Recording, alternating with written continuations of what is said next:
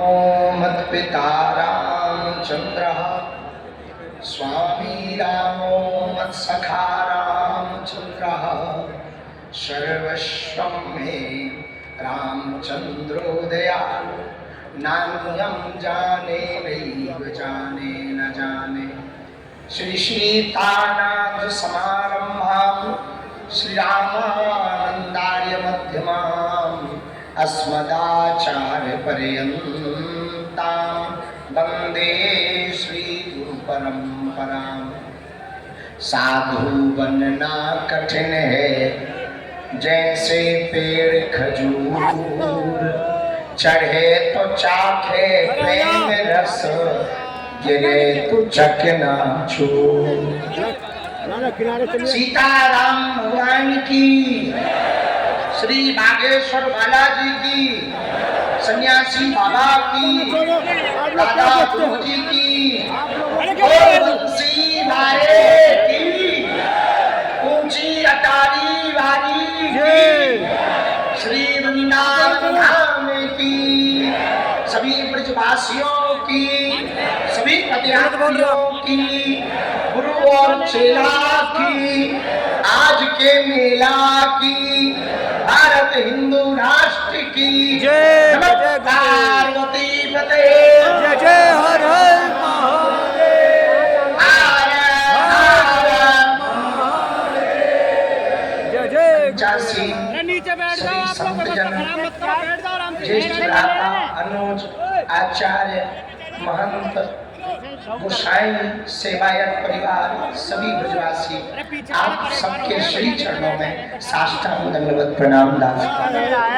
आपकी कृपा बनी रहे। इतनी सारी फोटो ले ली। सभी तीर्थ पुरोहित पंडित यहाँ सन्मुख में भी, बाएं तरफ में और दाएं तरफ में संतजन और सन्मुख में भी विराजमान है। हम आप सबको प्रणाम करते हैं। देश के प्राण, सरहद पर खड़ा जवान और खेत का खड़ा किसान, वो भी सामने हैं। पूरे ब्रजवासी हैं, सभी पदयात्री हैं और कुछ लोग यहाँ तन से हैं। कुछ लोग तन से तो बांके बिहारी के वहां दर्शन करने की लाइन में है, पर मन उनका यही है। कई लोग घर बैठ करके देख रहे हैं, कई लोग लाइव देख रहे हैं, कई लोग केवल वहां रोड पर सुन रहे हैं, कुछ बगल के भंडारे में सुन रहे हैं। जो जो जहां जहां है, आप सबके हृदय में जो राम जी हैं, हम उनके चरणों को प्रणाम करते हैं। भैया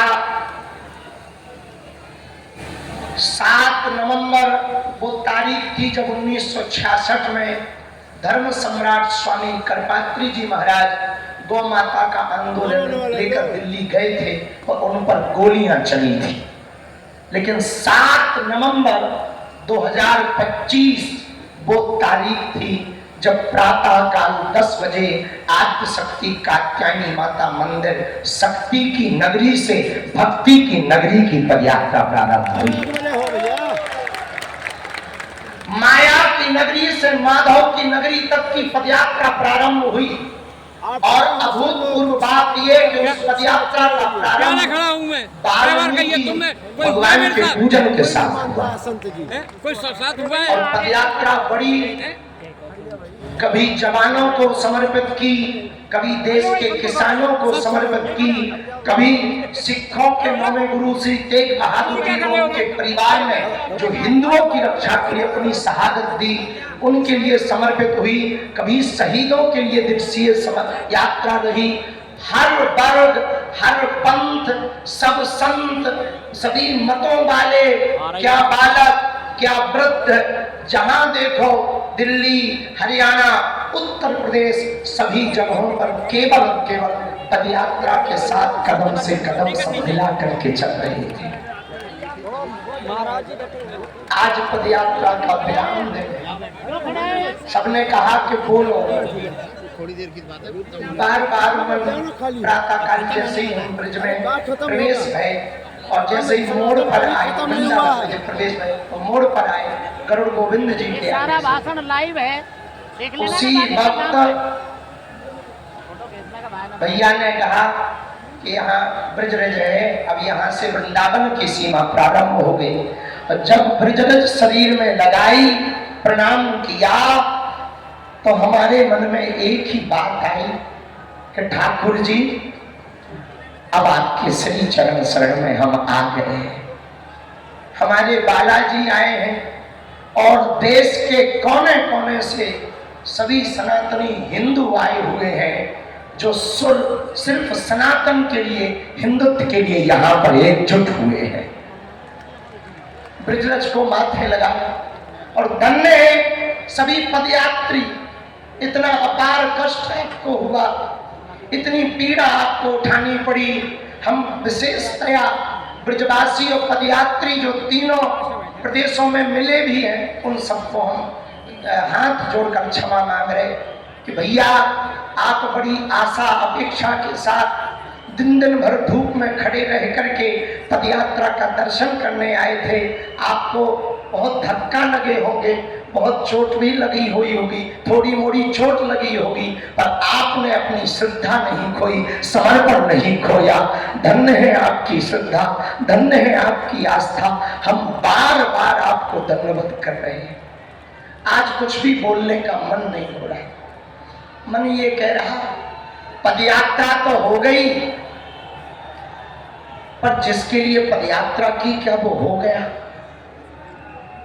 कहीं ये पदयात्रा शोभा यात्रा तो नहीं बन गई? कहीं ये पदयात्रा केवल कलश यात्रा जैसी तो नहीं रह गई? जो इन संतों ने त्याग किया, पूज्य बद्रीनाथ वाले महाराज जी और हनुमानगढ़ी बाबा को तो सब जानते हैं, लेकिन वर्तमान में जिनके कारण सबसे ज्यादा हनुमानगढ़ी की याद आ रही, तो वो है महंत पूज्य श्री राजूदास जी महाराज जी। इन सब संतों ने बड़ा कष्ट सहा, छोटे छोटे बालकों ने कष्ट सहा, धक्के खा गए फिर भी उठे। वृद्ध माताएं व्हील चेयर पर पदयात्री चले, कलश लेकर पदयात्री चले, केवल इसलिए चले कि हम यदि हिंदू एक हो जाएंगे तो भारत में गंगा नहीं गंगा बहेगी। और एक बात कहें, हम थके नहीं हैं, बस थोड़ा सा सोच रहे हैं कि अब ये तो हो गया, अब आगे क्या करना है उसकी तैयारी कर रहे हैं। न हम थके हैं न थकेंगे, न हम रुके हैं न रुकेंगे। पदयात्रा हमारा विचार केवल संकल्प इतना था कि पदयात्रा होगी तो हिंदुओं की आने वाली पीढ़ियां बचेगी, तुम्हारी संतति बचेगी, तुम्हारी संपत्ति बचेगी, तुम्हारे मठ बचेंगे, तुम्हारे मंदिर बचेंगे, तुम्हारी बेटियां बचेंगी और तुम्हारी रोटियां बचेंगी। हिंदू बच जाए, हिंदू एक हो जाए और हिंदुओं के अंदर जो एक छुआछूत भेदभाव का दाग लगा है वो दाग मिट जाए, हिंदू अपना डर छोड़कर घर से बाहर निकल आए। केवल इसी के लिए पदयात्रा की। पदयात्रा के प्रारंभ में ही लोगों ने धमकाने का काम किया, लोगों ने विरोध किया, यहाँ तक कि अद्भुत आस्था आप सबकी देखें भैया। धन्य है आप लोग, धन्य है आपकी आस्था। बम विस्फोट हो गया, पूरे देश में हड़कंप दिल्ली के बम ब्लास्ट की हुई, पर धन्य है सनातन हिंदुओं, तुम बम का विस्फोट होने के बावजूद भी डरे नहीं, आगे बढ़े और चलते रहे, चलते रहे। पर आज हम सब वृंदावन पहुंच ही गए, आज ठाकुर जी की नगरी पहुंच ही गए। आज हम सबकी ये यात्रा विराम हो रही है तन की। अब आगे पदयात्रा करेंगे मन की और विचारों की। जब घर जाएंगे तो केवल ताली बजाकर सेल्फी खींचकर नहीं जाएंगे, घर जाएंगे तो 5 प्रण लेकर जाएंगे। कितने प्रण? 5। जरा जोर से बोलो। 5। कितने प्रण लेकर जाओगे? 5। कौन कौन लेकर जाएगा? पक्का 5 प्रण लेकर के जाना है। पहला प्रण है जुड़ो और जोड़ो, जुड़ो और जोड़ो, जुड़ो और जोड़ो। जरा जोर से बोलो, जुड़ो और जोड़ो। पूछो कैसे? आप तो सनातनी है ही हैं, आप तो हिंदुत्ववादी हैं ही हैं, अपने 5 परिवारों को भी कट्टर हिंदू, कट्टर सनातनी बनाना है। मात्र 5 रिश्तेदार या 5 मित्रों को। दूसरा प्रण भगवान अभियान। क्या? भगवान अभियान।